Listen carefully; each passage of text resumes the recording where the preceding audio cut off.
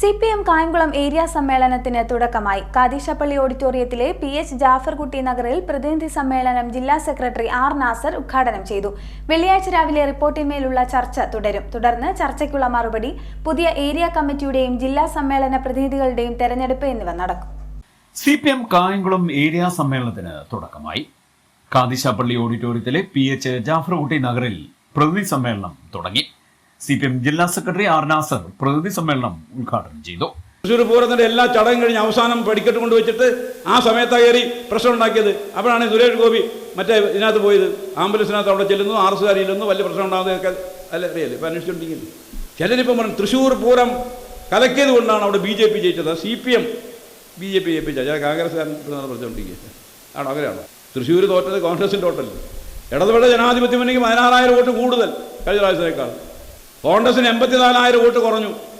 സാക്ഷാൽ കരുണാകരൻ്റെ മകൻ മുരളീധരൻ അവിടെ വെച്ചപ്പം പ്രതാപന് കിട്ടിയതിനേക്കാൾ 84,000 വോട്ട് കുറഞ്ഞു.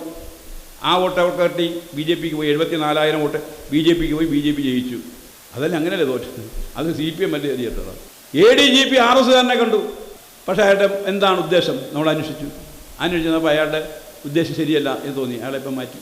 അതുകൊണ്ട് പിണറായി വിജയൻ അങ്ങനെ RSകാരുമായിട്ട് വലിയ രൂപത്തിൽ സഖ്യത്തിലാണ്. ADGP വിട്ടത് എന്നൊക്കെ പറഞ്ഞ് ഇങ്ങനെ അടിച്ചുകൊണ്ടിരിക്കുകയല്ലേ പോലീസ്.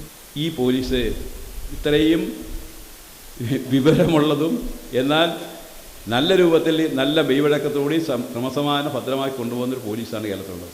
ഞാൻ പറഞ്ഞല്ലോ ഇങ്ങനെ. എന്നാൽ ചില പോലീസ് ഉദ്യോഗസ്ഥന്മാർ ഉണ്ട്, ചില സ്ഥലങ്ങളിലുണ്ട്. അവർ കാണിക്കുന്ന പണിയുണ്ട്. ആ പണി അതേ രൂപത്തിൽ കൈകാര്യം ചെയ്തു പോകാനല്ലാതെ വേറെ മാർഗ്ഗമില്ല. പക്ഷേ പൊതുവെ നോക്കിയാൽ ഇതല്ലേ, ഇതിങ്ങനെ പറയുകയാണ്. ഇത് പറഞ്ഞിട്ടാണ് പോലീസ് നയം പൊഴയത്. പിണറായി വിജയനെ ആക്രമിക്കുക അങ്ങനെയാണോ? അല്ല. അപ്പോൾ കേരളത്തിൽ ഇടതുപക്ഷ ജനാധിപത്യ മുന്നണി ഗവൺമെൻറ് ഈ ജനക്ഷേമകരമായ പ്രവർത്തനങ്ങൾ ഓരോന്നോരോന്നായി നടപ്പിലാക്കി നമ്മൾ മുന്നോട്ട് പോകും. ഈ പ്രതിസന്ധിയെ നമ്മളത് നിഷ്പ്രയാസം കൈകാര്യം ചെയ്ത് മുന്നോട്ട് പോകും, അതിജീവിക്കും. ഒരു സംശയമില്ല കാര്യം. ഈ മാധ്യമങ്ങൾ ഇവരെല്ലാം കൂടെ സോഷ്യൽ മീഡിയയും എല്ലാം കൂടെ നടത്തുന്ന വലിയ പ്രചാരവേല ഉണ്ടല്ലോ. ആ പ്രചാരവേലകളെ എല്ലാം ജനങ്ങളിലേക്ക് എത്തിക്കുന്നുണ്ട്. അതിൻ്റെ അടിസ്ഥാനത്തിൽ ജനങ്ങൾ ചിലർ നമ്മളെ തെറ്റിദ്ധരിക്കുന്നുണ്ട്.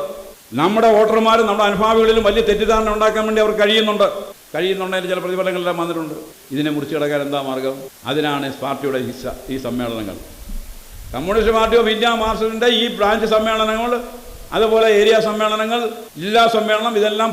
മുതിർന്ന അംഗം K. ജയപ്രകാശ് പ്രതിനിധി സമ്മേളന നഗറിൽ പതാക ഉയർത്തിയതോടെയാണ് സമ്മേളന നടപടികൾ ആരംഭിച്ചത്. തുടർന്ന് പ്രതിനിധികൾ രക്തസാക്ഷി മണ്ഡപത്തിൽ പുഷ്പാർച്ചന നടത്തി. സ്വാഗത സംഘം ചെയർമാൻ G. ശ്രീനിവാസൻ സ്വാഗതം പറഞ്ഞു. Sheikh P Haris, B. Abin Shah, M. Janusha, CA Akhilkumar എന്നിവരടങ്ങിയ പ്രസീഡിയം സമ്മേളന നടപടികൾ നിയന്ത്രിച്ചു. S. സുനിൽകുമാർ രക്തസാക്ഷി പ്രമേയവും S. നസീം അനുശോചന പ്രമേയവും I. റഫീഖ് അനുസ്മരണ പ്രമേയവും അവതരിപ്പിച്ചു. ജില്ലാ സെക്രട്ടേറിയറ്റ് അംഗങ്ങളായ advocate K. H. Babujan, G. Harishankar, A. Mahendran, K. Prasad, M. Sathyapalan, ജില്ലാ കമ്മിറ്റി അംഗം P. ഗാനകുമാർ എന്നിവർ സംസാരിച്ചു. Area secretary P. അരവിന്ദാക്ഷൻ പ്രവർത്തന റിപ്പോർട്ട് അവതരിപ്പിച്ചു.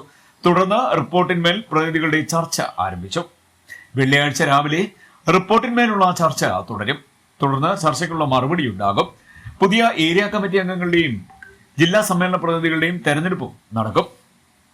16-ാം തീയതി പൊതുസമ്മേളനത്തോടെയാണ് സമ്മേളനം സമാപിക്കുന്നത്. CD net news, Kayamkulam.